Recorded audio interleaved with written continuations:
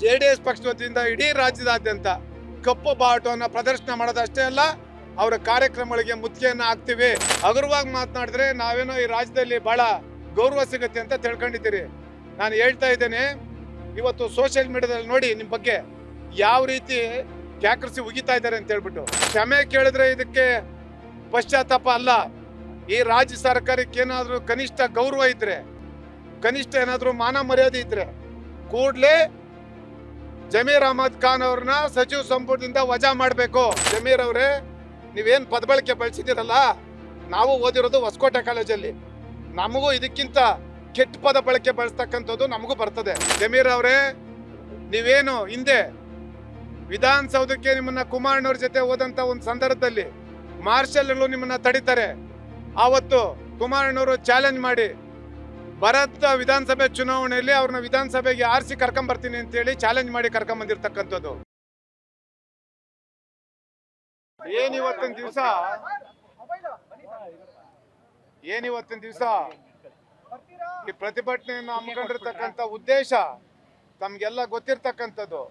ಏನಿವತ್ತು ಜಮೀರ್ ಅಹಮದ್ ಖಾನ್ ಅವರು, ನಮ್ಮ ಪಕ್ಷದ ನಾಯಕರು, ಕೇಂದ್ರದ ಉಕ್ಕು ಮತ್ತು ಬೃಹತ್ ಕೈಗಾರಿಕೆ ಸಚಿವರಾಗಿರ್ತಕ್ಕಂಥ ಕುಮಾರಣ್ಣವ್ರ ಬಗ್ಗೆ ಏನು ಚನ್ನಪಟ್ಟಣ ವಿಧಾನಸಭಾ ಕ್ಷೇತ್ರದ ಉಪಚುನಾವಣೆ ನಡೀತಾ ಇದೆ ಅಂತ ಒಂದು ಸಂದರ್ಭದಲ್ಲಿ ಅವರೇನಲ್ಲಿ ಪ್ರಚಾರಕ್ಕೆ ಬಂದಂಥ ಸಂದರ್ಭದಲ್ಲಿ ಅವರು ಈಗಾಗಲೇ ರಾಜ್ಯ ಸರ್ಕಾರದ ಒಬ್ಬ ಮಂತ್ರಿ ಜನಾಂಗೀಯ ನಿಂದನೆ ಮಾಡಿರ್ತಕ್ಕಂಥದ್ದು ಎಲ್ಲರಿಗೂ ಸಹ ಗೊತ್ತಿರ್ತಕ್ಕಂಥ ವಿಚಾರ.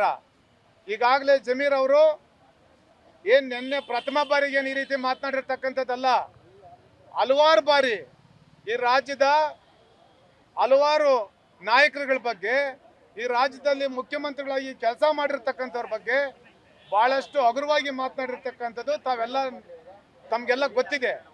ಆದರೆ ಇವತ್ತು ಜಮೀರ್ ಅವ್ರಿಗೆ ನಾನು ಒಂದು ಮಾತನ್ನು ಹೇಳ್ತೀನಿ.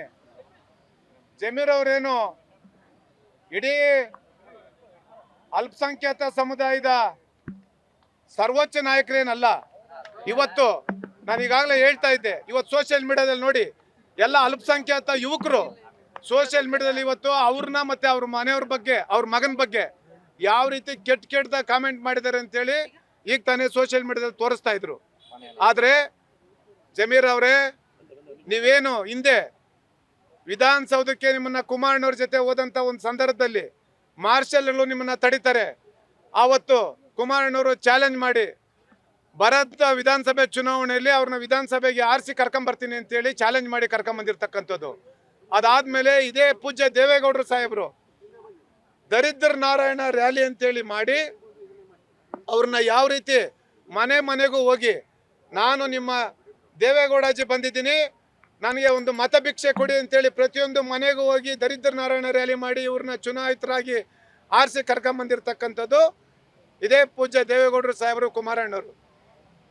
ಅಂತ ನಾಯಕರುಗಳ ಬಗ್ಗೆ ಇವತ್ತು ನೀನು ಮಾತನಾಡ್ತೀಯಾ, ದೇವೇಗೌಡರು ಕುಟುಂಬನ ಖರೀದಿ ಮಾಡ್ತೀನಿ ಅಂತೇಳಿ. ರೀ ಜಮೀರ್, ನಿನ್ನಂತ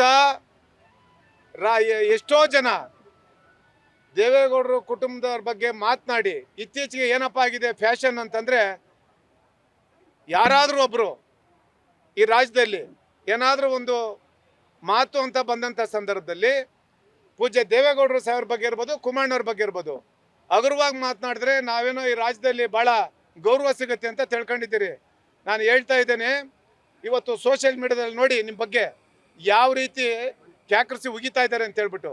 ಈ ರೀತಿ ಪದೇ ಪದೇ ಯಾವುದಾದ್ರೂ ಒಂದು ನಿಮ್ಮದೇ ಸಮುದಾಯದ ಯುವಕರನ್ನ ದಾರಿ ತಪ್ಪಿಸಂಥ ಕೆಲಸವನ್ನು ಮಾಡ್ತಾ ಇದ್ರೆ ಅದು ಜಮೀರ್ ಅಹಮದ್ ಅವರು. ನಿನ್ನೆ ಏನು ಮಾತನಾಡಿದ್ದಾರೆ, ಒಬ್ಬ ರಾಜ್ಯ ಸರ್ಕಾರದ ಮಂತ್ರಿಯಾಗಿ ಜನಾಂಗೀಯ ನಿಂದನೆ ಅವ್ರು ಮಾಡಿರ್ತಕ್ಕಂಥದ್ದು. ಇದನ್ನ ಕ್ಷಮೆ ಕೇಳಿದ್ರೆ ಇದಕ್ಕೆ ಪಶ್ಚಾತ್ತಾಪ ಅಲ್ಲ. ಈ ರಾಜ್ಯ ಸರ್ಕಾರಕ್ಕೆ ಏನಾದರೂ ಕನಿಷ್ಠ ಗೌರವ ಇದ್ರೆ, ಕನಿಷ್ಠ ಏನಾದರೂ ಮಾನ ಮರ್ಯಾದೆ ಇದ್ರೆ ಕೂಡಲೇ ಜಮೀರ್ ಅಹಮದ್ ಖಾನ್ ಅವ್ರನ್ನ ಸಚಿವ ಸಂಪುಟದಿಂದ ವಜಾ ಮಾಡಬೇಕು. ಈಗಾಗಲೇ ತಾವು ನೋಡ್ತಾ ಇದ್ದೀರಿ, ಜಮೀರ್ ಅವರು ಯಾವುದೇ ಒಂದು ವಿಚಾರದ ಬಗ್ಗೆ ಮಾತನಾಡಬೇಕಾದ್ರೆ ಈ ಹಿಂದೆ ತೇಜಸ್ವಿ ಸೂರ್ಯ ಅವ್ರ ಬಗ್ಗೆ ಇರ್ಬೋದು, ಪ್ರತಿಯೊಬ್ಬರ ಬಗ್ಗೆನೂ ಮಾತನಾಡಬೇಕಾದ್ರೆ ಅವ್ರದೇ ಸಮುದಾಯ ಯುವಕರನ್ನ ಕೆರಳಿಸ್ತಕ್ಕಂಥ ಕೆಲಸವನ್ನ ಮಾಡ್ತಾ ಇದ್ದಾರೆ. ಕರ್ನಾಟಕ ರಾಜ್ಯ ಶಾಂತಿ ಸುವ್ಯವಸ್ಥೆಗೆ ಹೆಸರಾಗಿರ್ತಕ್ಕಂಥ ಒಂದು ರಾಜ್ಯ.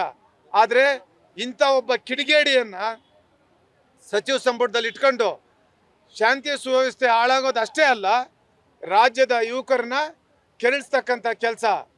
ಅದೇ ರೀತಿ ಪ್ರತಿ ಬಾರಿನೂ ಸಹ ನಾನು ಏನು ಒಂದು ಕುಮಾರಣ್ಣವ್ರ ಬಗ್ಗೆ ಏನು ಕೆಟ್ಟದಾಗ ಮಾತನಾಡ್ತಾ ಇದ್ದಾರಲ್ಲ, ಅದಕ್ಕೆ ನಾವು ಹೇಳ್ತಾ ಇದ್ದೀರಿ, ಇದು ಕೊನೆ ಎಚ್ಚರಿಕೆ. ಹಿಂದೆನೂ ಸಹ ಭಾಳಷ್ಟು ಬಾರಿ ಮಾತನಾಡಿದ್ದೀರಿ.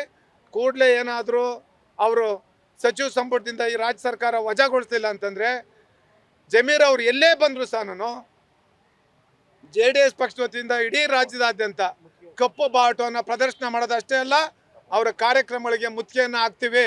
ಇದರಲ್ಲಿ ಯಾವುದೇ ರಾಜಿ ಆಗಂತ ಪ್ರಶ್ನೆ ಇಲ್ಲ.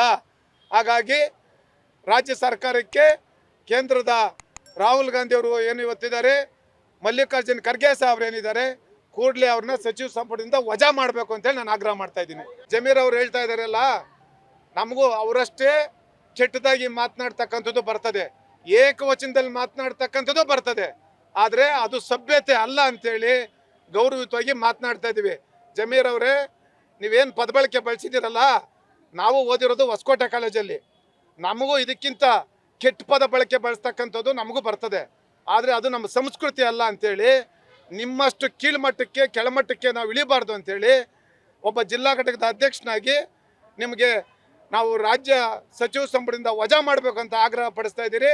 ಇದೇ ರೀತಿ ನೀವು ಮುಂದುವರೆದ್ರೆ ಮುಂದಿನ ದಿನಗಳಲ್ಲಿ ನೀವೆಲ್ಲೋದ್ರೆ ಅಲ್ಲಿ ನಾವಲ್ಲ, ಈಗಾಗಲೇ ನಿಮ್ಮದೇ ಸಮುದಾಯದ ನಮ್ಮ ಕ್ಷೇತ್ರದ ಅಧ್ಯಕ್ಷರುಗಳು ಮಾತನಾಡ್ತಾ ಇದ್ರು, ಅವರ ಆಕ್ರೋಶ ಯಾವ ರೀತಿ ಅಂತೇಳಿ.